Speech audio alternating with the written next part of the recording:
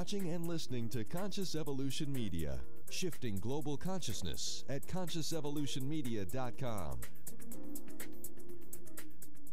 Today's podcast is brought to you by Kids Talk Foundation, a global nonprofit organization providing youth advocacy, television programming, and training services in the United States, along with comprehensive medical and educational services for the developing world. Most recently in Kenya, Africa, where Kids Talk Foundation provides a feeding program, medical care, and educational services to over 1,300 young people each day. Please help our youth and place your donation. Go to www.kidstalk.org.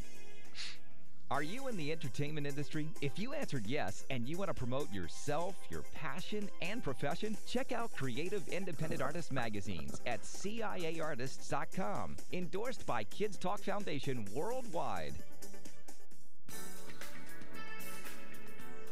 Hitting the high waves of entertainment, world affairs, and a touch of high society. We bring you the new internet TV show, The Darling Show, with Brian Darling and Ninon de Verderosa.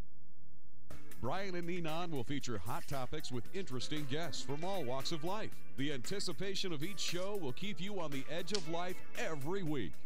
Here are your hosts, Brian and Ninon. Hello. Welcome, everyone, to The Darling Show. I am Brian Darling. And I am Ninon de Verderosa. Hey, Brian, you're coming in with a little chirpy there. You're all hot and ready to go. I don't know what it is. I'm just over the moon today. I'm in such a good mood. So yeah, we'll get some laughs today. And sure. Before, Ninon, we Yes. have the most interesting guests on this show. Before we get to tonight's guest, David Aronson, tell me what's going on in Vegas this week. Anything interesting happening? Well, I think there's the playoffs of all the different football, whatever it is. I'm not into sports, but I know it's the playoffs, and it's happening every week. So it's very crowded in Vegas. Not necessarily a lot of people gambling, but a lot of people walking up and down the streets. The streets are jammed and everything. So, and all the bars and all the guys, loads of guys in town, loads of young guys. Yeah. Oh yeah. So I'm staying home. That's a good idea. That's a good idea. Well, I'm not into all these games and everything else, but anyway, they're all betting on them, and they're yelling and screaming and all that. So that's happening here. Otherwise, Vegas is Vegas, and whatever's going on is going to stay in Vegas this weekend. Okay, great. Well, I have a little event a couple of announcements that I need to make at the Beverly Hills Chamber. Okay. Actually, this is an event sponsored by the Beverly Hills Chamber. I got to put my glasses on for this one. It is called Beverly Hills Tomorrow, and it is Monday, April 9th, at the Beverly Hilton Hotel. And it's a forum to provoke thought and inspire the mind. And they've got some really interesting speakers. Michael Burns, he's the vice chairman of Lionsgate Entertainment. Very good. That's really great. We've got Linda Resnick, vice chairman of Roll Global, and oh my gosh, Google that name and you'll get a lot of good stuff there. And we have the director of Cedars-Sinai Heart Institute. And what they're going to do, they're going to do their speeches, short speeches, and then they're going to break out into individual salons.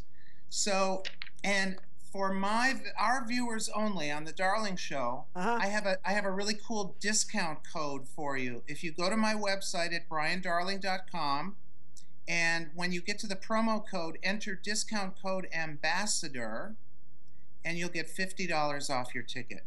Awesome! I'm going to do that. So I've saved you a few bucks. The Beverly Hilton is, for those of you who have not been there, if you're ever in Los Angeles, make this a stop. This is the most gorgeous hotel. There really are movie stars. Well, Merv Griffin used to own that hotel. Oh yes. Yes, and it was fabulous. Oh, he had more movie stars floating in and out you can shake a stick at. And they're still there. They're still there, let me tell you. Okay, so let's introduce our extremely interesting guest, my good friend David Aronson. Hi, David. How are you? How you doing, Brian? Hi, David. How are you? It's good to have you. Hi, Ninon. It's great to have you on the show. I've been reading all your bio. You're quite an extensive marketing and technology and everything. You've done a lot in your short life. Yes, I have. Well, we've got Wow, we've got some amazing things to talk about. But you are the CEO of a company called Digital Inbound.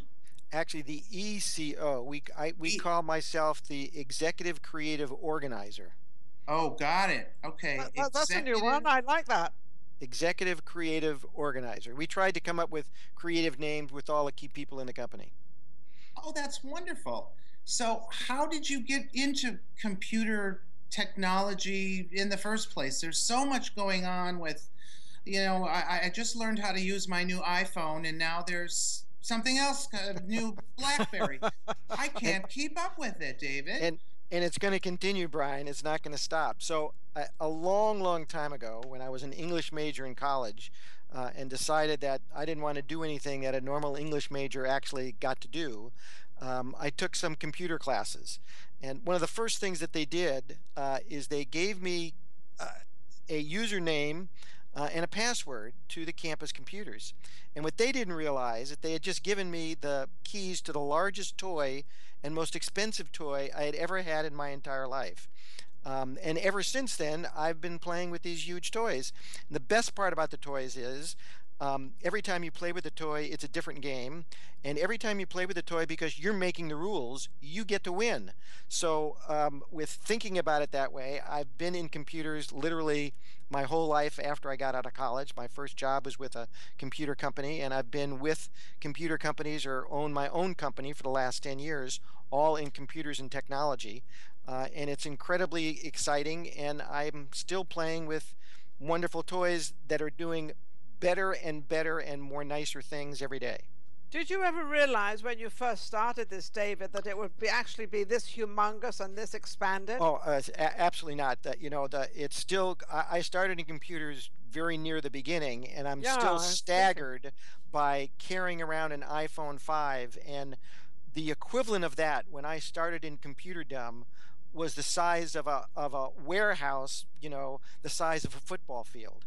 And we're now carrying around that power and that capacity literally in our hands. It still amazes me, and I've been with it all the way through these past years. So remember the first phone that came out, the great big phone? Oh, yes. This great big heavy thing. I hate to admit it. I think the brick. Isn't that what they call it? It was about a foot long. It weighed about 3.5 pounds. Yes, it was. It was crazy. And we thought it was great. We thought, wow, correct. This was, and it was very expensive, if I remember rightly. Yes, absolutely. Yeah.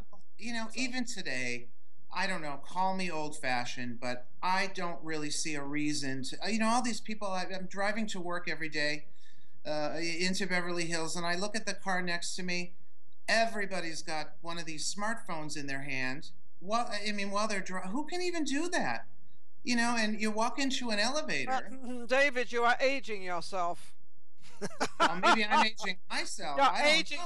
You're aging yourself because that's the younger generation. This is what they do. This is how they can do 6 things at one time, I can still just drive. Check this out. Next time you get into an elevator in a building, just look around. I swear to you, everyone in that elevator will have a cell phone in their hand and they'll have their eyes right on it. It's almost like no one makes eye contact anymore. I think it's correct, a little... Correct. And I can give you some staggering statistics in terms of text messages. There are more text messages sent every day than there are people on the planet. They're doing it more than once a day, obviously. Well, obviously. An average teenager today sends 200 text messages a day. Oh my goodness, that is staggering. That is absolutely staggering. Well, what else do they do in the day? They've got no time for anything else. Well, actually, they don't have time for anything else. And most teenagers today on their cell phones don't even want to answer phone calls. They just want to text because it's a lot quicker, it's a lot easier, and they can engage in simultaneous conversations via text, which they obviously can't do over the phone. So obviously this is the new generation. This is how it's going to be. Go back to us. Yeah, go back to us when we were their age. What were we doing? We were doing something that our mothers and fathers thought we were crazy about. This is just how it... In every age, actually, there's been a technology that has disrupted what was. So for instance, we can go back to the radio. The radio disrupted the family in terms of all of a sudden the family was sitting around some device. They couldn't see anything, but they could hear something, and that's where they sat around and they just sat and listened rather than talk to each other. And then the TV came in, that did even more disruption to the family, and now we've got text messaging, which is even more disruptive. So it's not going to stop, it's going to continue. Oh, it's funny you should say that. I was listening to the radio the other day on when I was driving. I wasn't texting, and they were talking about when they first started the telephone and how they said they actually gave us the commercial. They said you lift from the receiver, you hear a dial tone. Now you're going to put your finger in the hole and you're going to take it all the way around to the end of each number you need. Now, if it'll ring, da da da da, or if it's busy, it'll sound a busy scene. And this was I was laughing with this because I thought, talk about modern today, you know. Today, kids don't even know what a rotary phone is all about. That's like truly ancient history. I don't know. So when did you start your company, David? I started my company 10 years ago, just really sort of almost in the boom of the internet. When I started my company, Google was actually only 2 years old. The whole concept of pay-per-click had not even been invented. And today, it's the medium in which Google gets 95% of its revenue. So it was very, very early, even really in the internet age, in terms of what we think about the internet age today. Yeah. When you employ people, do you employ more of the younger generation, or where do you gravitate to? Because the younger generation is so brilliant, they are. What is ageism in your industry? So that's an interesting question, because there are people that I hire that I've never seen. So this is the internet age. So I hire people literally over the internet. I have clients that I've actually never met in person, even though some of them are actually in Los Angeles.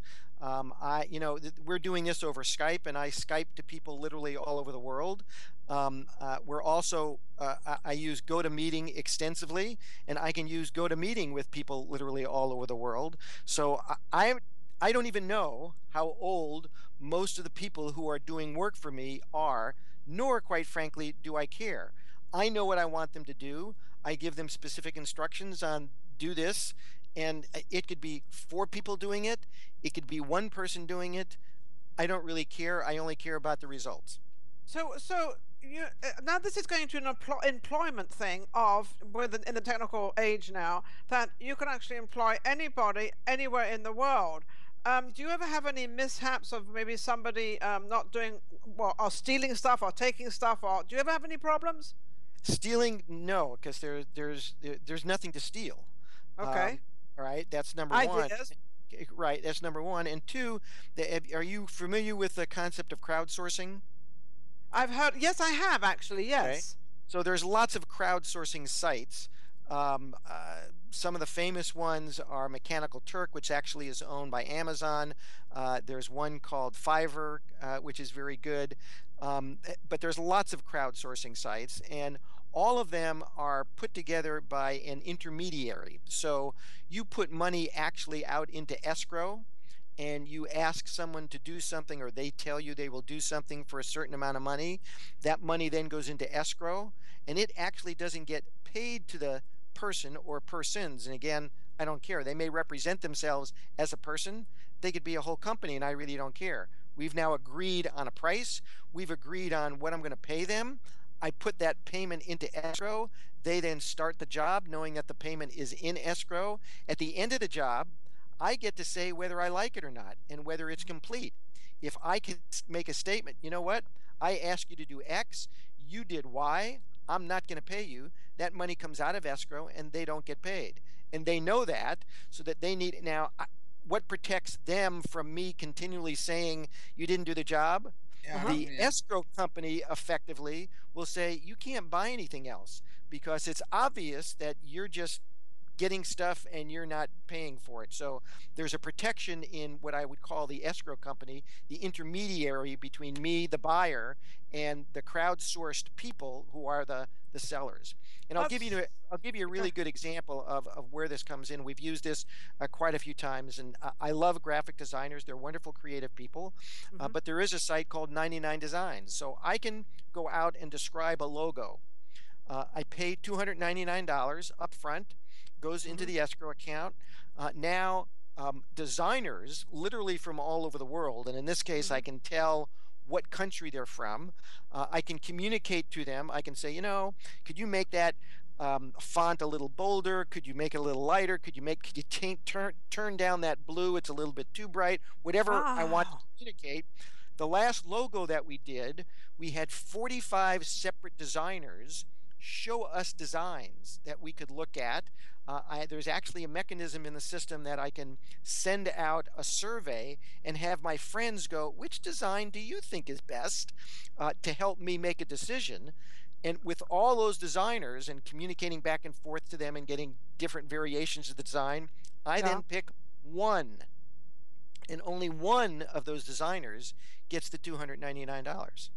And yet you've been able to use all these people, well, not use them, but you've been able to see their work, and whoever actually wins the prize gets it. But it's funny when you were talking about escrows, because escrows, that's how we bought, you know, I'm still in the real estate business. So in real estate, that's what you do. You put the money in escrow, and nothing goes to anybody until you're all satisfied and everybody gets paid.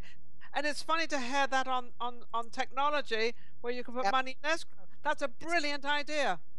Absolutely the same concept, and there are probably on the internet today at least 1,000 crowdsourcing sites. There even are now what we call fund sourcing sites, where you can put out on the internet, I need X number of dollars to do such and such.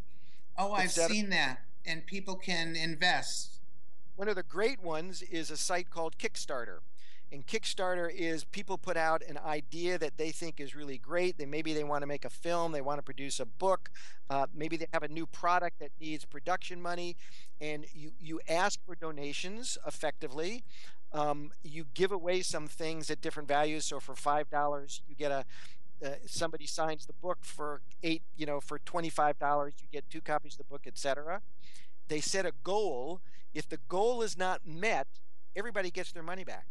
Right. If the goal is met, so that makes that you're now teaching our audience, or explaining to our audience that there's a lot of trustworthy places out there that you can actually go to. Because I think a lot of people are very weary of using different companies. But if you go through these 99 Designs and crowdsourcing and all this, then you are in good hands. Correct?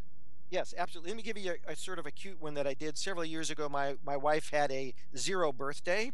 So I went out and I actually used Mechanical Turk, and I said, all right, for $1, I will pay you if you take a picture of yourself with a sign saying happy birthday with my wife's name on it, and underneath put what country you're from. And I wanted 50 of those. Oh, right? What a great idea. $50 to have all of those pictures. I actually got about 89 submissions, but they either spelled her name wrong or they forgot the sign. Lovely though. But, no, I'm not going to pay you the $1 for that. So then I took those 50, I put them into a movie using Movie Maker, which is an easy piece of software that's free, and made a movie out of it. Used the Beatles' "Today Is Your Birthday" song as a background, put it into a movie, and then sent it to her in an email that she saw the first thing she got up in the morning on her birthday. It was a great birthday. Aw, you're such a romantic. That's really cute. She probably loved the thought of that, because you put a lot of work and effort. It was a thought that you did, and you just, you must love her, and she loves you. That's beautiful. I love to hear love stories like that. They're exciting. Now, David, I have a question. I'm a little confused here. There's all these terms floating around, and we were talking the other day, and you were telling me that you gave a talk at an international housewares show in Chicago about social technology and digital marketing and social media. What is all that? It's so overwhelming, and there's all these terms. Good what question. Is social technology? What's the difference between, So social media is the easy one. We all sort of know what that is. That's Twitter and Facebook and Google Plus. And by the way, if you're not on Google Plus, you need to get on Google Plus immediately.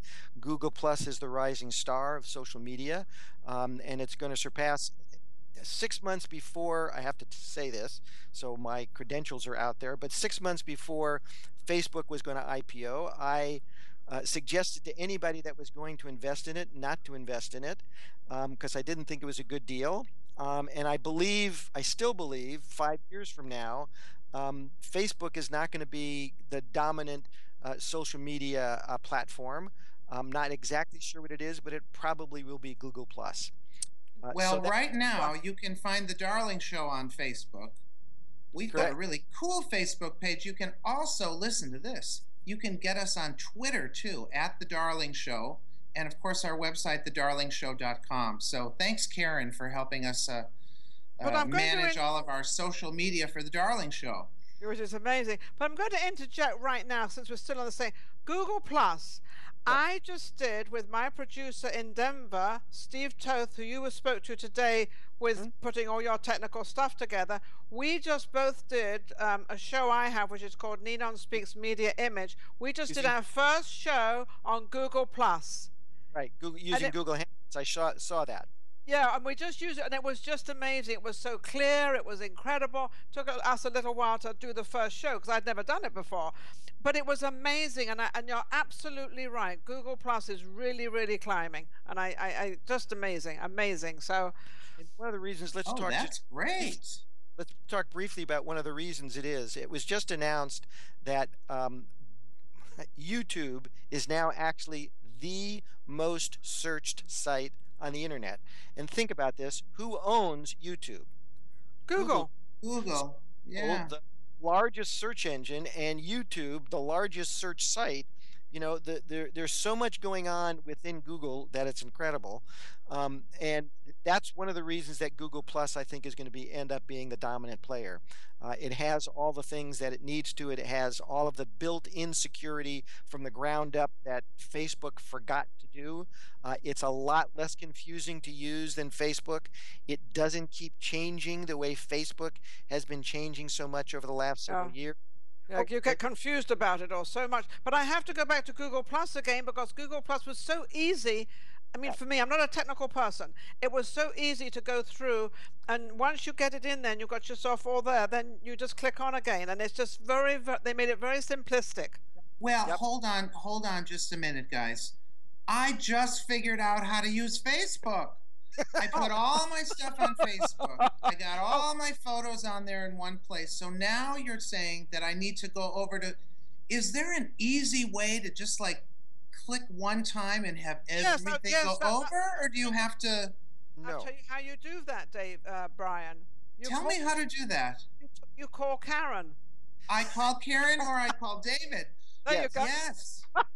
Oh my gosh. Well, thank goodness that there are people like you out there, because I don't know. I'm only speaking for myself. I can't keep up with it, but I mean, it's okay. I'm rolling with it. Things are much easier than they were a couple of years ago or 10 years ago. So I'm getting there. Well, let me answer the question you asked a while ago. What's the difference between social media and social technology? So social media is the actual media, using Google Plus or using Facebook or using Twitter or using Tumblr or a whole bunch of other facilities. On top of that, there's a whole layer of social technology. So one of the pieces of social technology that I use is something called Hootsuite. So I can go to Hootsuite, and in Hootsuite I have connected all of my social media properties. I can put in one post and then post to all of my social media properties. So Hootsuite is sort of a layer on top of the social media that I would call social technology. Another piece of social technology I actually publish 6 separate electronic magazines on a daily basis. But I actually don't have to do anything. I've set them up, 3 of them, 2 of them inside something called paper.li, and 3 more inside scoop.it. They curate information for me. They're part of my Google profile, and you can go out to them on a daily basis and see different articles. But I also go to those articles myself because I know what they're curating off the internet, and then use Hootsuite to post it to all of my social media properties. So that's another piece of social technology that I'm using to both help me in learning about technology and help people that are following me also learn about technology on a daily or a weekly basis. And how will people find all this? Do they just put it into Google and put search in there, and then they'll find it? And They can. You can go to scoopit.it and start using Scoopit immediately. The same thing with Paper.li. Another layer of social technology is there are a whole bunch of what I call aggregators of information. A couple of really good ones. Flipboard is very, very popular, incredibly easy to use. I see you're both smiling, so you both probably know about it. Yeah, I know that one. I'm just enthralled. I'm soaking it in. I'm soaking it in. Brand new one. Google had something called an RSS reader called Google Reader. Very simple name for RSS feed. And they have just canceled it. But they've replaced it with something called Feedly, Feedly, Feedly. And it's actually much better than Google Reader. Google Reader was only an internet application, and Feedly is an internet application. It's also an iPhone application and an Android application. So you can literally, and this is the way people are now living their lives. They're starting on one device in one place, and as they move, they don't want to lose the context of what they're doing. So I can go from my PC to my tablet to my iPhone and actually be looking at the same information and the same data all the way through. That's just amazing. That's the commercials doing it with a TV and watching TV, because I've got HBO Go and Showtime on, which means I can watch any HBO show or Showtime show on my television, on my computer, my laptop, on my desktop, on my tablet, on my iPhone, on my Android, and it's all David, I have a question for you, David. Could you do me a favor as you're creating all these great things? Can you make the print a little bit bigger? Well, I got this iPhone, and I'm going like this, and I have to go to my eye doctor now. You can't. You don't have to go to your eye doctor. So on all of these devices, if you go into the settings of the whatever application you're using, within the settings, you can actually make the type larger. Yeah. Oh gosh. Okay. You can do that on your phone anyway. If you can help me with this, send us an email at thedarlingshow.com. There you go. I don't know. I think I need a little bit more guidance on this one, but we have a lot more stuff to talk about. I want to ask a question though, Dave. Yeah. Right, I want to ask a question about. Say I've got 2 or 3. Say I've got 3 Facebooks, and they've all got different names. How can I incorporate all those into one? Because this was kind of a mistake. I first opened one up and it was a name I didn't want, and then I still got it, and then somebody else opened another one up for me, being kind, and I didn't know what they were doing, and now all of a sudden I got these like 3 Facebook things, and I want to incorporate them without losing anything. How do I do that? Can't be done. So it's sort of interesting. There are a lot of people in your situation that have several Facebook properties, and they want to combine them all at the present time. How do we get it all together? Facebook can't do that. Google Plus can, and in fact, I just did that. So I had a Google Plus presence from an old company that I was associated with, and I wanted to take all that information and put it into my company, Digital Inbound. Google has a facility to actually do that, and it takes all the information out of one and it puts it into the other, and effectively, as soon as I want to, I can delete the other one. In Facebook, there's only one way to do it, and that is collect all the information yourself in any of the Facebook properties that you have that you want to save. So you'd have to sort of download it in some way onto your hard drive, delete that Facebook presence, and then upload it manually into the new Facebook presence that you want to have it. It's unfortunate. I would say it's probably not worth saving, and you just need to go in and delete the Facebooks that you don't want to be associated with you. Yeah. And I what agree about with all that. this security? I think David, I think I would call someone like you. I mean, is that a service that you provide for people? It's not really a service that I provide, but Brian, for you, we'd sit down. I mean, it wouldn't take really very long. We'd sit down over coffee or, at that place that you like Oh, on, martinis.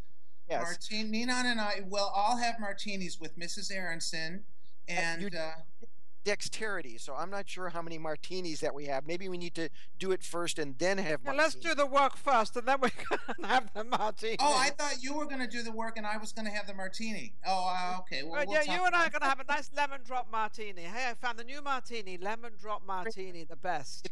It's really not that difficult. You just sort of need to sit with someone who knows how to do it, and I would show you how to do it, and you do it on your device. Then you go, oh, and then it'd be all done. And light bulbs would be just going everywhere over my head. Absolutely. If you're Okay. gonna- So Ninon, you know what? We've got so much to cover. I really want to get. I have two more big things that I want to hear from David. And the first one is a little worldwide organization called BNI. And Yes. BNI is a networking organization all across the world. And David is going to give us some statistics. But actually, that's where I met David. And True. when I walked in there, it's a weekly meeting. When I walked in there the first time, everyone has to stand up and talk and give us. Brian, what's the abbreviation? You're giving abbreviation. What exactly is it? Well, BNI stands for Business Networking International. Yes, David? Correct.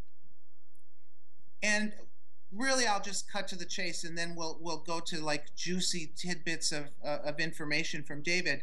But what I was going to say is when I first went into this thing, I had to get up and say something. And I was a member for about 2-3 years. And now I have a talk show with a beautiful woman and named Ninon de Verderosa. And, I have to give a lot of credit to BNI because it really, it taught me how to present myself to the business community in this case. And, it's That's a very amazing. beneficial organization, and anywhere in the world, literally worldwide, you could be in London and you could pop in on a BNI meeting there, and all the Correct. meetings are run the same way. It's very what do I want to say, consistent from place to place. Same agenda no matter what country you're in. The only thing that changes is the language because BNI exists in 51 countries around the world. Mm-hmm. Isn't that amazing? And why did you go, David? Pardon? Why did you go? So Why it was did very interesting. When I started my company 10 years ago, I had always done what I would call business networking, network with other people within my industry, et cetera, and gone to shows and conventions and the rest of that. When I started a company, I now needed to do networking to get new clients, and I'd never done that before. So I asked around as a new business person, so what do I do? It says, well, you need to look into business networking. Being an internet person at the time, even way back then, I started to search on the internet and found a couple of organizations, BNI being one of them. Went to a meeting and went, wow, okay, I understand this. Everybody stands up and gives a 60-minute presentation. There's once a week, one of the members gives a longer presentation, and people sit around and get to know each other and on a weekly basis, and this is going to work for word of mouth networking.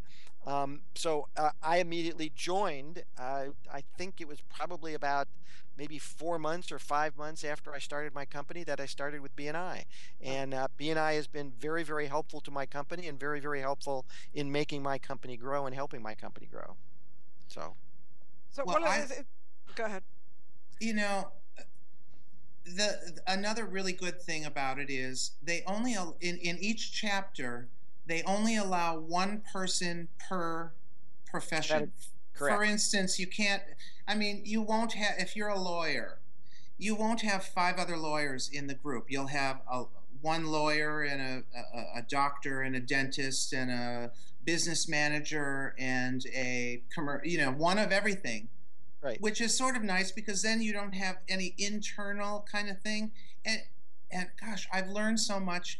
I've sent business to other people. To this day, I'm no longer with the organization now, although I'm thinking about going back to the West Hollywood chapter. For your LA people, the West Hollywood chapter of BNI is where it's at, in my opinion. And David happens to kind of supervise that particular chapter. So if you want to, if you want to have a one-on-one with David, you can find him through BNI as well. So that's really kind of cool, and it all ties in with, because those other people, they're not, computer savvy like you, so they're going to need your services, and you're going to need theirs. Yeah, it seems like it's not a. It seems like it's no one sort of in a competition, and it is networking. But David, I want to ask you, what do you think about these networking events that they have all the time, everywhere, and then they have these webinars, and they have all this marketing stuff going on? What is your opinion on all that? Because a lot of it seems to be a waste of time to me. Thank you very much. Yes, it is. So, very simply put, it is a waste of time. The question is, you should ask yourself, well, I went to this big networking event and I passed out 100 cards. So what? Did you did you create a business relationship with anybody? No. You're not going to do business with someone that you just passed a card to. You're going to do business.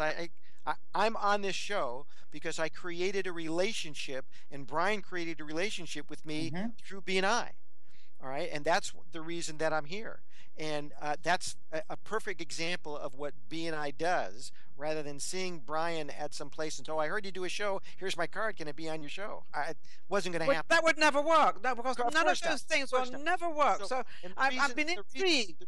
Right. The reason that BNI works is because BNI is based on not just passing out cards and, passing in the night. It's about being in a chapter that meets on a weekly basis, building a relationship with a person, getting to know a person, building a relationship, a long-lasting relationship. BNI is not about, the people that are passing out cards are hunters.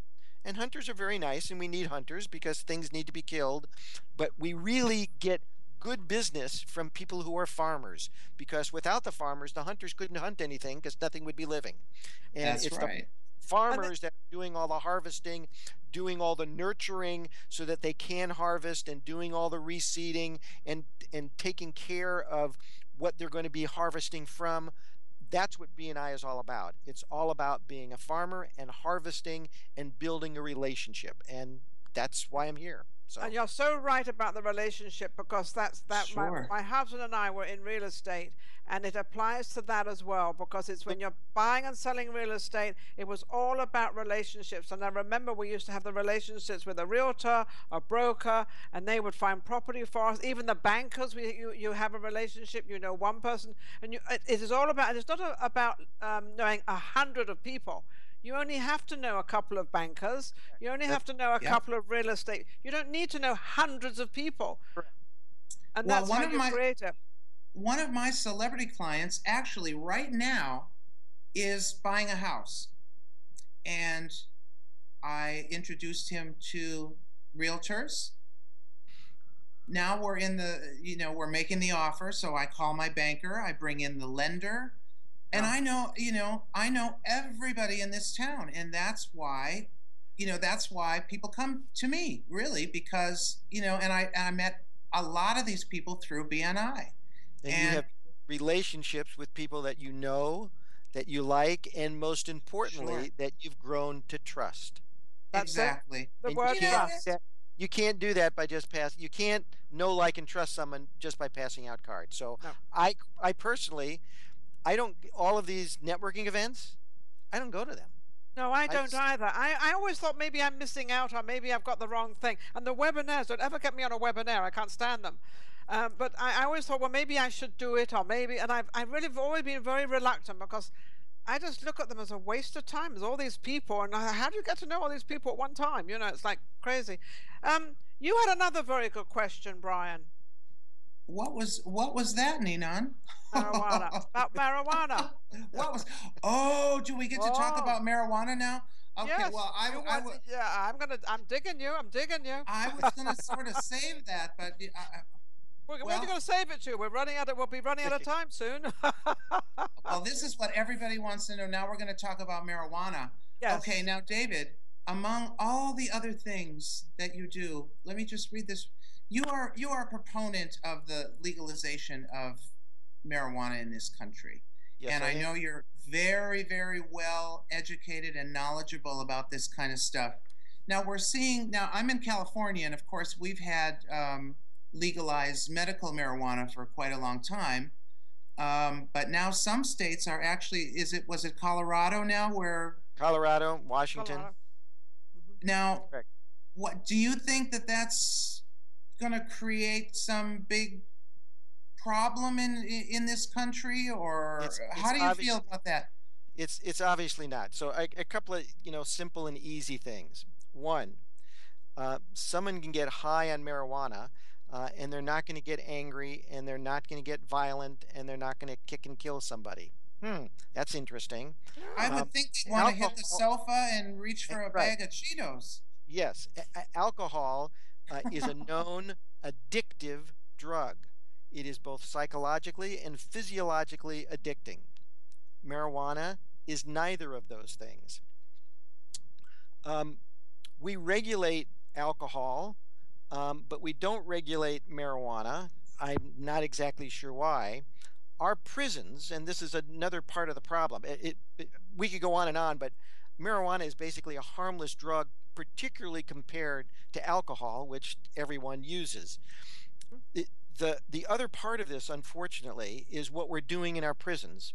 Our prisons are filled with people. More than 70% of those people are drug users. More than 50%, it's in some cases it's as much as 90% of those drug users are there for marijuana use. That's absurd. And we are the free world, and we're the nation that is so good, and yet we have more people in prisons per capita than any country in the world. In fact, we have more people in prisons than all of the major companies of what we call the free world. Think about And that. it's very Oh, I expensive. believe it. I know We it's have expensive. to pay for That's those people. absurd. That's absurd. Even juvenile hall. We're talking about the Correct. even juvenile hall. They're Correct. all jammed, absolutely jammed. And all because of a drug that's quite frankly harmless, and because of the way we wrote the laws. Hemp, which is the product from which marijuana tree, because it could actually grow quite large, and it's practically a tree, is the finest cloth product that is produced by growing.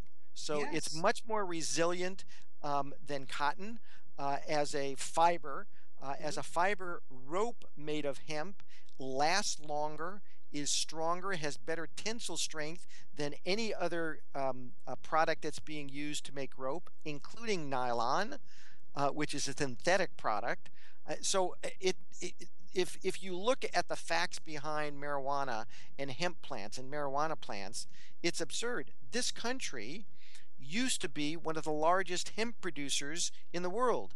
Our first president was a hemp farmer. Wow. So- Not many. See, what I think the problem is, David, is that I don't think there's been enough correct information put out there about marijuana.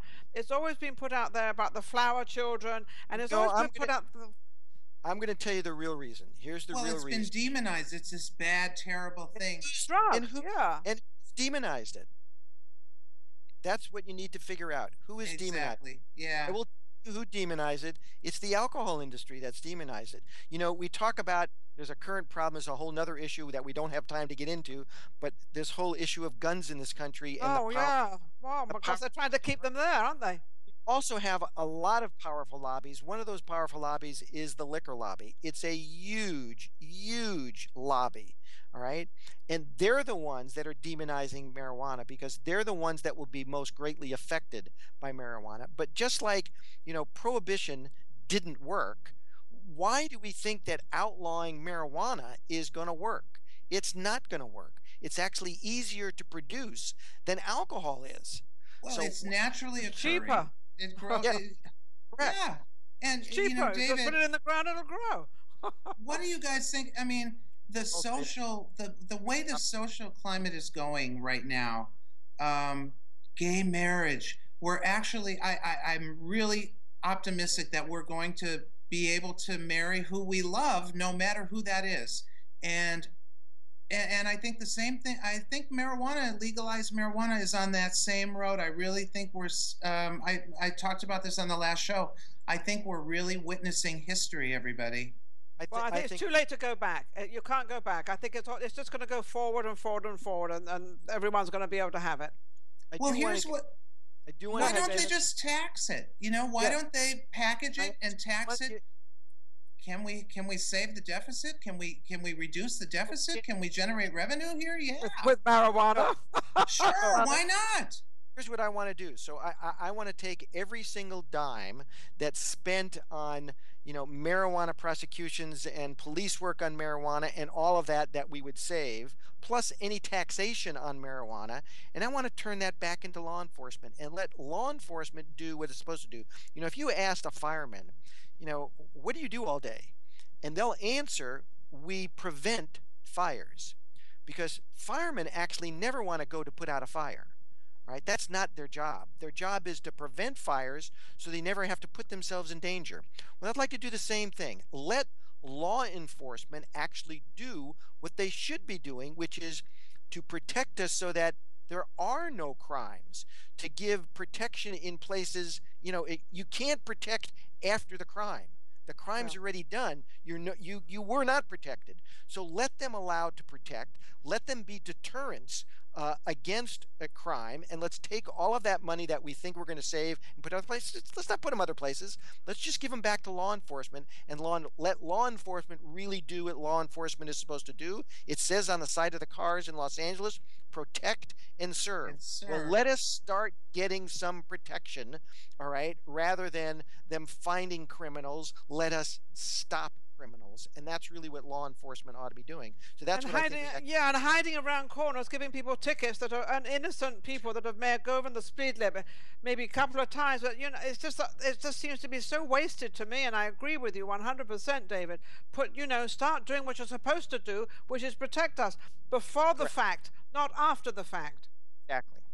Well, I think that the country and the world will be watching these states that are a little farther along on this social issue. And I keep going back to gay marriage because it's the same thing. We have 9 states now plus DC, and I really do think that Prop 8 is going to go away. I hope it does. I have so many close friends that have been together in loving relationships for decades, and years. They just want to be happy. I don't understand why people get so uptight about that kind of. I mean, if you're against legalized marijuana, don't smoke marijuana. Yeah. Correct. It's a progression of life, and if you look at 100 years ago, you would never have heard about any of this. I mean, this is the progression of life when you've got more people out there that actually want this to happen or that to happen, and they start congregating, and then they start making this movement, and that's the progression of life. We never thought we'd have this marijuana out there. My husband, who unfortunately passed away, he was always he said, why don't they legalize marijuana? Well, I wish he was here to see it. I really do, because he always said that. He said, why hide it? Have it out there, Yep, indeed. Well, David, what would you say to someone who is just, I'm against it. It just, what is it? Education? How do we educate the public at large that is just against it, but they maybe don't even know why? That's correct. How do we educate them and bring them along into the present and moving forward? I encourage everyone to join NORML, and NORML is the national organization for the legalization of marijuana. Its website is filled with information and debunks all of the misinformation. And part of the education process here is there has been so much misinformation that part of what you need to do is just get through the misinformation, which is a massive amount, before you can actually get to the actual information. And it's unfortunately a long, arduous task. I think we're making great headways with the various states now that do legalize marijuana, and I believe that we're going to find out that nothing happens.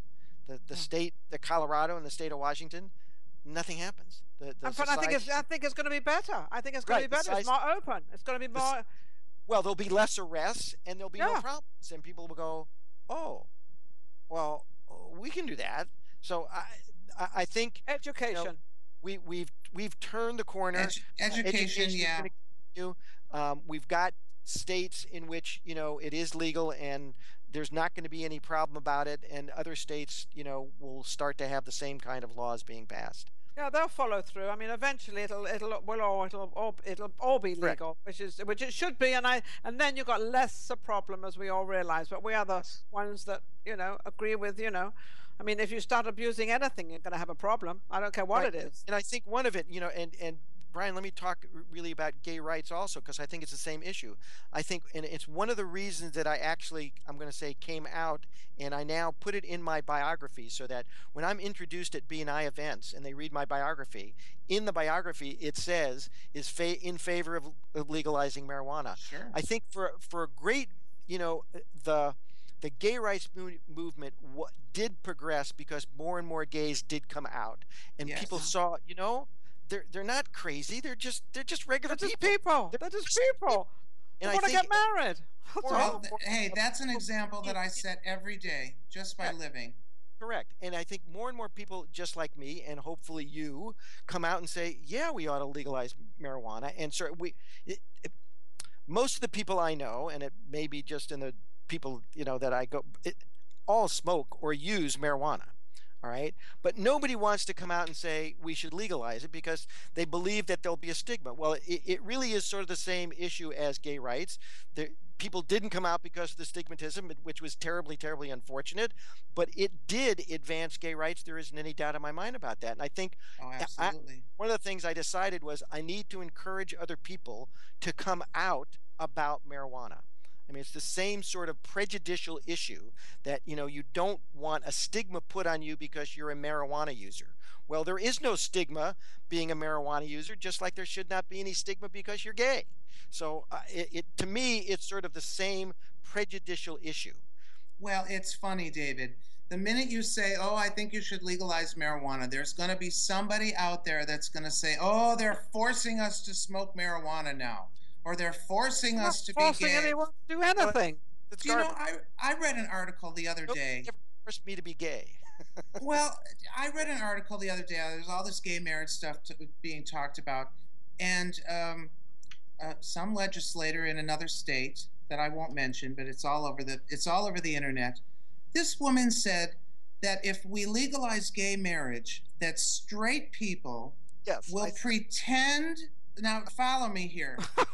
It's ridiculous. Straight people are going to pretend to be gay so they can maybe marry somebody in the military or something and get their benefits and be a taker. Now, here's my question to Ninon especially, okay? Now, I could be in a casino in Vegas. Okay. I could be having a few drinks or whatever I'm doing, hit a big jackpot, meet a nut. Well, I can't, but if I met a nice woman today, I could go right down the street and drive through. I don't even have to and I'm married. Bam, I have the benefits. Now, of course, if I met a great guy, which, oh God, is there a great guy out there for me? We're finding one for you. We're finding one, Brian. I can't do that. And I just want to live my life. When I die, I don't want my partner to have to pay hundreds of thousands in estate tax when Mrs. Aronson wouldn't have to do that if you die. Yeah, Brian, you're asking me a question, and unfortunately, not everybody in this entire world do the right thing. And there's a tremendous amount of men and women that marry for financial status, and they pretend they're in love, and they pretend a whole bunch of stuff. And this does go on, unfortunately, and whether it's gay or whether it's straight or whether it's whatever it is. Well, I can tell you. Gay or not. I can tell you for a fact, listen to this, America, gay people are not pretending. They are just gay, okay? It's not difficult to understand. You don't have to read anything into it. Why'd you say that? I'm sorry, I just went on a little rant for a second. Okay. Why'd you say that, Brian? But, Well, I just have to put on my role model hat because, you know, I happen to be a great guy and I'm gay. So there. Okay? I think that's Fine. wonderful. So stigma gone. Let's all move on and Great. let's talk about what else should we've got like 2 more minutes. David, why don't you tell us how, if somebody wants to get in touch with you, how do they contact you if they want to ask you some more questions or have you socially digitize or media them? Whether How it's would they talking about contact gay you? or whether it's marijuana or technology. Talk about Got all anything. three of I'll them. talk about anything to anybody. All they have to do is contact me. My email address is david@digitalinbound.com. Send me an email. It'll get through. I'll read it. I'll answer it. I promise. And not a problem. Do you have a you website? can also, yes, I have a website. It's called digitalinbound.com. You can go to the website. You can find out about me. My mug, my picture is out there. Stuff about me, stuff about the things I speak about is all out there. What our company does and how we deal with social media and social technology is all out there. All the information is there for the world to see. If you go to my Google Plus profile, which is much more complete than my That's the Facebook one, Google profile, Plus. go to my Google Plus profile. You'll find all of the various blogs and all the various curations that I do on the internet, and you can find out all the information that I'm looking at and find out a great deal more about me than you can any other place on the internet.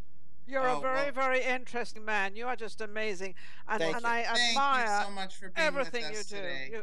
Yeah, but you do so much, but you give as well. So you Yes, not only do your absolutely. work, but you also give to other people out there and help other people. And you've given a tremendous amount of information on this show for other people to help them in the technical world. And of course, to get hold of you is the best thing to do, personally, so that they can move on.